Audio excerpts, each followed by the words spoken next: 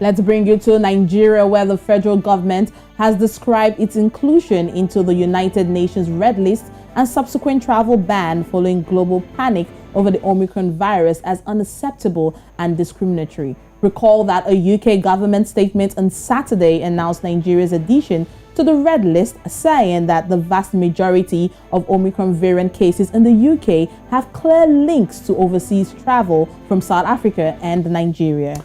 Now here's what Britain's Health Secretary Sajid Javid himself had to say when he made the announcement. According to the latest data, there are now 261 confirmed cases in England, 71 in Scotland, and 4 in Wales, bringing the total number of confirmed cases across the UK to 336. We've made the decision to add Nigeria to the travel red list. This means that anyone who's not a UK or Irish citizen or a UK resident who's been in Nigeria for the past 10 days will be refused entry.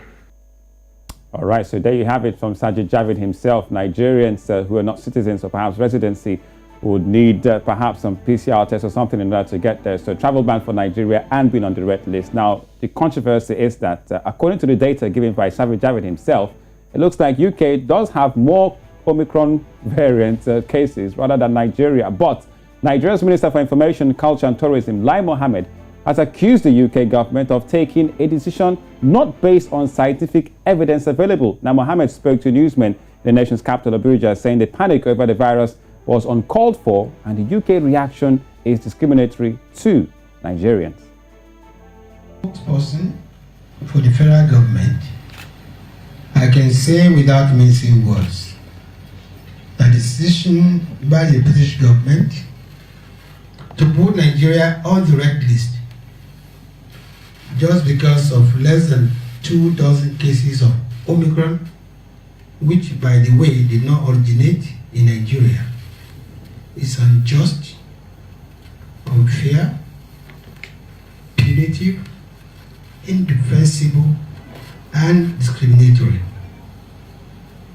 The decision is also not driven by science or common sense. All right, so that's Lai Mohammed speaking there, reacting perhaps from Nigerians justifiably on the travel ban, red listing, and sanctions basically against Nigerian travelers or people who are citizens of UK returning back to the UK. Now, you know, this list initially, there were like 7 countries, 7 African countries. We had South Africa, we had Namibia, we also had Lesotho, we had Eswatini. After a while, they added 4 more to the list of 6 African countries, making it 10, and then they added Nigeria, making it the 11th country. So the 11 African countries include Angola, Botswana, Eswatini, Malawi, Mozambique, Namibia, South Africa, Zambia, Zimbabwe, Nigeria as well. But let's also not forget that Nigeria is not the only country that has been put on the ban list, even outside Africa. Now, in countries like Canada, Nigeria has been put on the ban list. In countries like Hong Kong, Nigeria has equally been put on a ban list. So let's not make it sound as if that's the only country. Yeah, apart from the political landscape, even from a scientific landscape, some scientists are saying the numbers are not justified. Clearly, some European countries like the UK have more Omicron numbers than Nigeria, yet Nigeria then gets the red listing and the ban, especially when you look at the travel route between UK, London and Lagos. It's like to and fro. Olisa, but you see, even UK, even UK itself, for UK arrivals that are going to Poland, they need to quarantine for 14 days on arrival. Now, for France now requires a negative COVID-19 test from all UK arrivals. The bigger question is, this is disruption to travel industry and Christmas plans. Olisa, we're talking about health and you're talking about traveling. This is still health for wow. Anyway, Olisa, a lot of people are coming out to talk about the amount of money you even need to pay to isolate, because when you have to pay and self-isolate in a pre-booked, government-approved, quote-unquote, government-approved hotel, Olisa, you have to pay. This is where you have to perhaps say, okay, the Nigerian government are perhaps doing well.